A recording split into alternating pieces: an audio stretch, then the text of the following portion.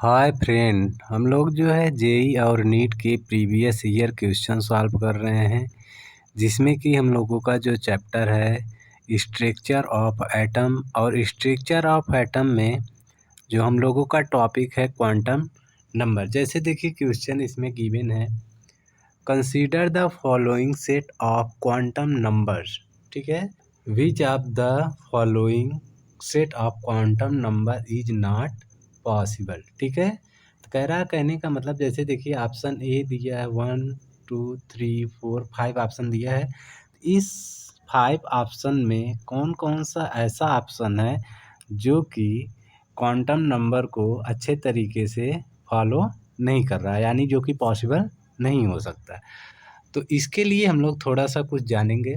जैसे देखिए, अगर एस आर्बिटल है, ठीक है, जैसे हम लोगों का एस आर्बिटल है, पी आर्बिटल है, डी आर्बिटल है और एफ आर्बिटल, तो इन लोगों का जो एल का वैल्यू होता है, ठीक है, जिसको हम लोग क्या बोलते हैं, एल यानी एजीम्यूथल क्वांटम नंबर।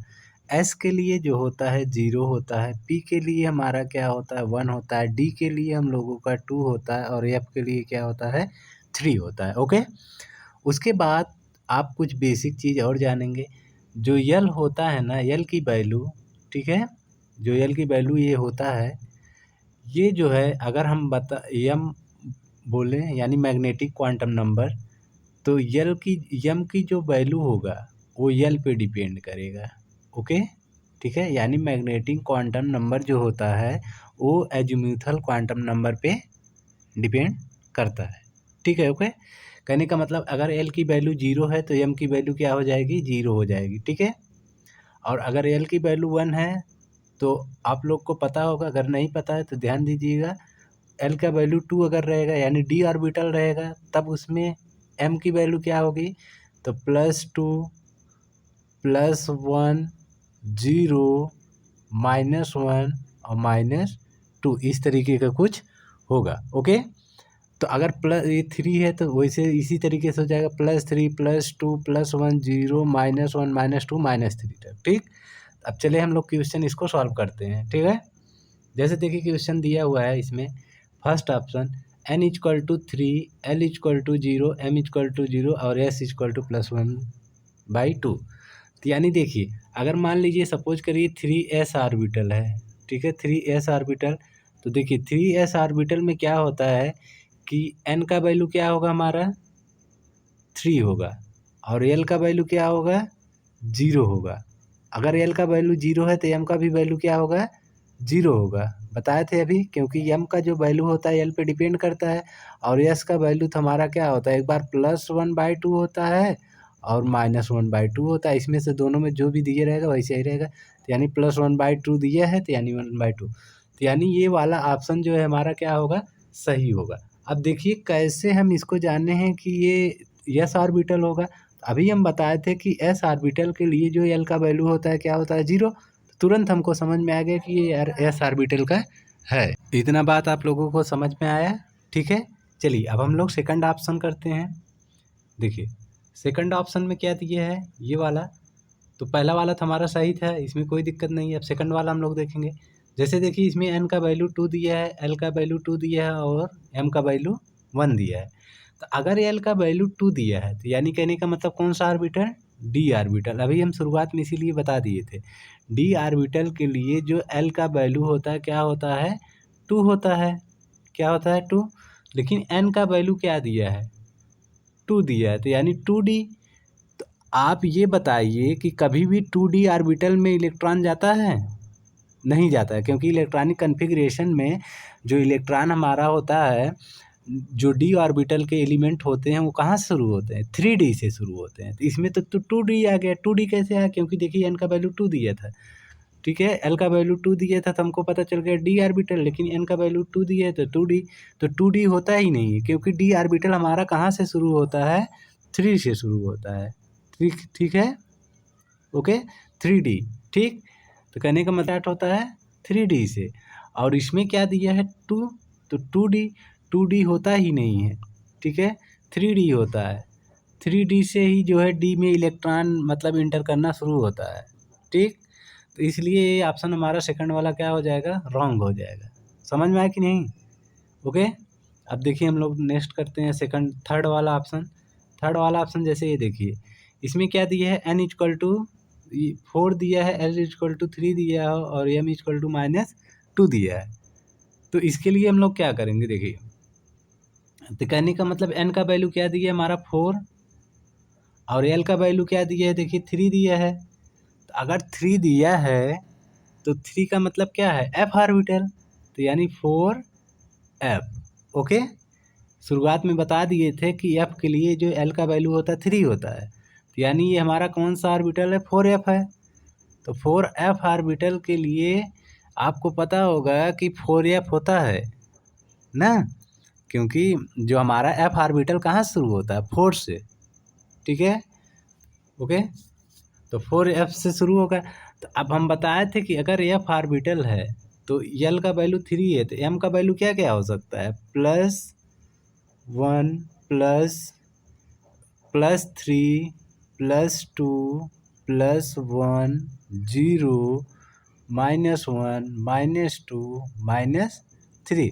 इसमें से कोई भी अगर दिया रहेगा हम लोगों का, जैसे आप देखिए +3 भी दे सकता था, +2 भी, +1 भी, -1 -2 तो इसमें हमको -2 देखिए दिख रहा है ना, देखिए। तो यानी ये वाला भी हमारा ऑप्शन क्या होगा, सही होगा। तीसरा वाला क्या होगा हमारा, सही होगा। अब चौथा वाला ऑप्शन हम लोग देखेंगे। तो चौथा वाले में क्या दिया होगा, देखिए n equal to 1, l equal to 0 और m इक्वल टू -1। तो आप ये बताइए, जैसे l इक्वल टू 0 यानी s ऑर्बिटल की बात कर रहा है और 1 दिया तो 1s तो होता है, इसमें कोई दिक्कत नहीं है। तो अगर इसमें l का वैल्यू क्या दिया है, 0 दिया है, तो l का वैल्यू हम ऐसे 0 लिख देंगे। अब देखिए l का वैल्यू अगर 0 है तो m का वैल्यू कितना हो जाएगा, तो m का भी वैल्यू क्या होना चाहिए, 0 होना चाहिए, क्योंकि m का वैल्यू जो है किस पे डिपेंड करता है, l के वैल्यू पे डिपेंड करता है। तो यहाँ पे l का वैल्यू 0 है तो m का वैल्यू क्या आ गया, -1। तो यहाँ पे ये ऑप्शन क्या हो जाएगा हमारा, रॉन्ग हो जाएगा। ओके, ठीक है, ध्यान दीजिएगा। अब देखिए लास्ट वाला हम लोग देखते हैं, इसमें वो ये पाँचवा वाला ऑप्शन दिया है, n का वैल्यू 3 दिया है और l का वैल्यू क्या दिया है, 2। तो यानी कहने का मतलब d ऑर्बिटल की बात कर रहा है, क्योंकि l का वैल्यू d ऑर्बिटल में l का वैल्यू क्या होता है, 2 होता है। तो यानी कहने का मतलब क्या हो जाएगा, 3d हो जाएगा। क्या हो जाएगा, 3d हो जाएगा। और उसके बाद जब l का वैल्यू यहाँ पे 2 दिया है तो m का वैल्यू क्या होगा, तो यम का वैल्यू भी क्या होना चाहिए, यम का वैल्यू अगर हम देखेंगे तो हम बताए थे अभी, जैसे +2 +1 0 -1 -2 ऐसे कुछ होना चाहिए। लेकिन इसमें क्या दे दिया, 3 दे दिया है।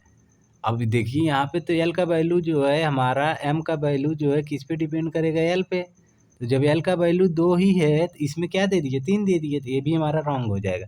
तो देखिए कितने ऑप्शन इसमें रॉन्ग हुए, पहला वाला ये ऑप्शन रॉन्ग हुआ, फिर देखिए चौथा वाला भी रॉन्ग हो गया था, और उसके बाद जो है आप देखेंगे ये सेकंड वाला तो सही था। अब इसके बाद हम देखेंगे अगर से ये दूसरा वाला, तो ये भी हमारा रॉन्ग था, पहला वाला ये हमारा। तो इसमें कौन कौन सा सही है, देखिए अगर आप देखेंगे इसको सही तरीके से, तो हमारा फर्स्ट ऑप्शन देखिए सही है, और उसके बाद जो है थर्ड ऑप्शन सही है, और उसके बाद देखिए सेकंड, फोर्थ और 5। ठीक है, सेकंड ऑप्शन देखिए रॉन्ग है, और उसके बाद फोर्थ ऑप्शन रॉन्ग है, और उसके बाद 5 ना, सेकंड 4 5। तो इसमें कह रहा है नॉट पॉसिबल, तो यानी जो यही वाला ऑप्शन मिलेगा, यानी कौन कौन सा ऑप्शन देखिए, सेकंड 4 5। तो सेकंड 4 5 यानी बी वाला ऑप्शन क्या होगा, इसका सही होगा। ओके, तो ये क्वेश्चन आपका देखिए आया हुआ है, इसको ध्यान दीजिएगा। ठीक है, ओके, ये सन 2007 में आपका क्या हुआ है, आया हुआ है। अब देखिए हम लोग एनर्जी के बारे में जानेंगे। ठीक है, बोल रहा है for which of the following set of 4 quantum number an electron will have the highest energy. Okay, इसमें हम लोगों को हाईएस्ट एनर्जी पूछ रहा है कि किसका होगा। ठीक, ये देखिए 1994 में पूछा है।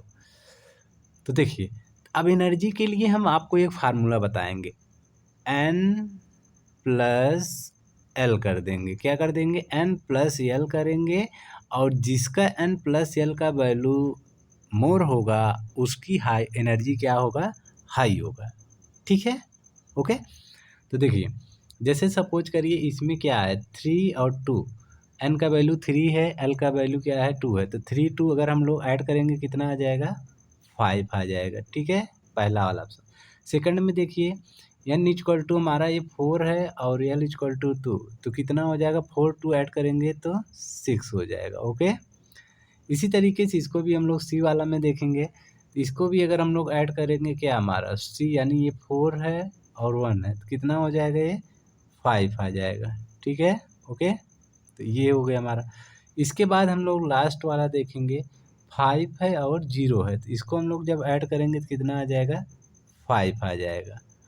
अब यहाँ पे मैटर ये है, आप लोग देख रहे होंगे कि कई में जो है, जैसे इसमें ये 5 है और उसके बाद ये भी 5 है, ये भी 5 है, तो सबसे अधिक जो है हमारा 6 है। इसमें हाईएस्ट पूछा था, तो हाईएस्ट किसका है? यानी 4 to 6, तो सबसे हाईएस्ट एनर्जी किसका होगा?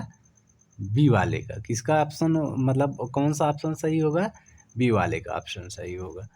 लेकिन इस तरीके से हम लोगों का जो ऑप्शन होगा, बी वाला ऑप्शन सही होगा। ओके, ठीक है।